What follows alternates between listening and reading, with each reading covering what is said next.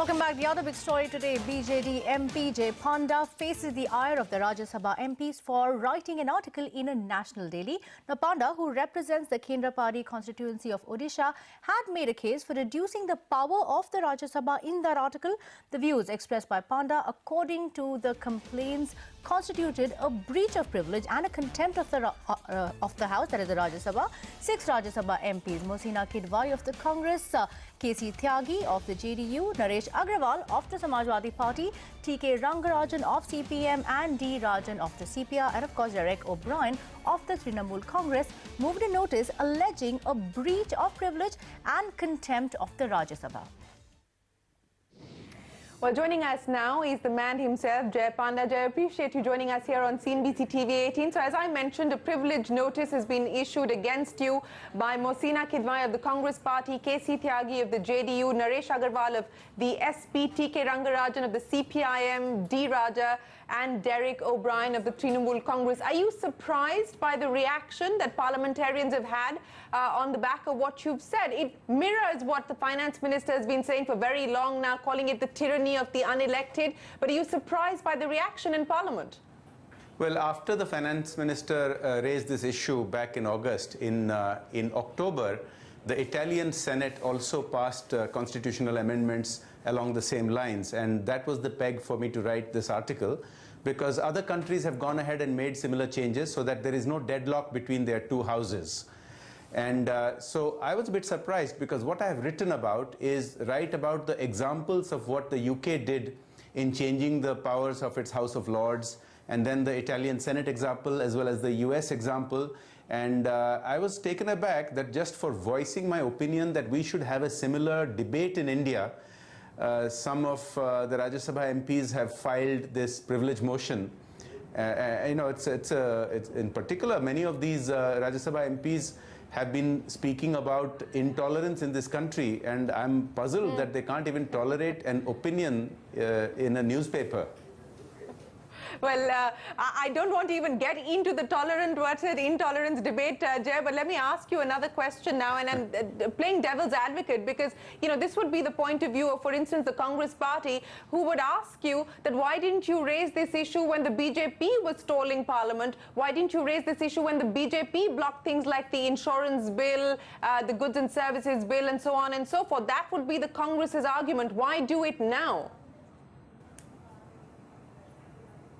But Shireen, I have been raising this. I have been writing about this issue for many years now, even when the UPA was in government. And in fact, let me remind you, I have raised it a couple of times on your show, on this channel itself.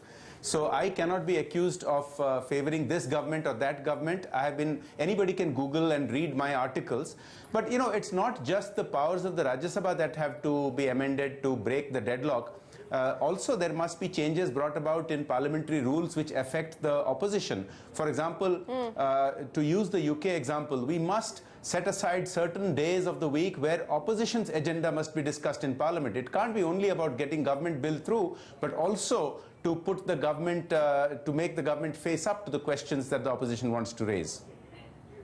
That's a very valid point that you make, Jay, and I remember, you know, the discussions that we've had, as you pointed out, on CNBC TV 18 on these issues. But again, to play devil's advocate, you know, how do you ensure then that there are enough checks and balances in the system? And I'll ask you this in the context of just one particular bill, and that is the land bill, which the government tried to bulldoze through Parliament. When it failed, it then adopted the ordinance route till finally it realized that it was going to be a political misadventure and decided to withdraw the ordinance itself. So how do you ensure that there are enough checks and balances in place, that legislation that needs to be sort of thoroughly vetted doesn't go through without proper vetting? You have raised a very good point. And in fact, in the article that I wrote, I have very, very clearly pointed out that there must be checks and balances. I am not advocating for doing away with the Rajya Sabha. I do want the Rajya Sabha to continue to have that role of checks and balances.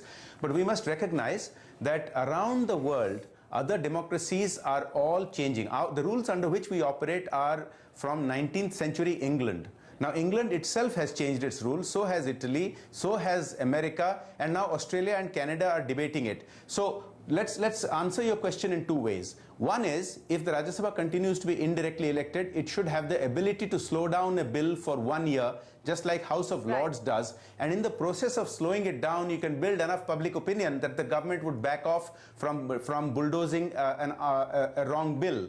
Otherwise, the other option is you could do what the US did with its Senate in 1913. It changed the rules, so the US Senate does have a veto, but it is directly elected so that it is more publicly aligned with the public mood. So either way would be enough checks and balances, but you can't have a complete blockage, a complete gridlock of no important legislation happening.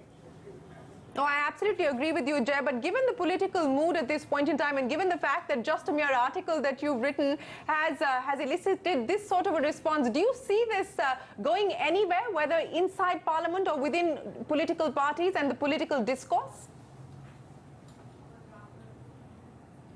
Well, apart from these 6 Rajya Sabha MPs who have filed the privilege motion, there are a couple of others who seem to be unhappy about this, but there are many Rajya Sabha MPs, including from opposition parties like the Congress and other parties, who have come and privately told me that there should not be a privilege motion on an opinion. Now, regarding taking forward this idea of parliamentary reform so that we don't have logjam, you know, in that article I've written, the final closing line I have said is that opposition parties must consider this seriously, because if they hope to come back to government, then they will be going through the same rigmarole and not be able to govern India at all.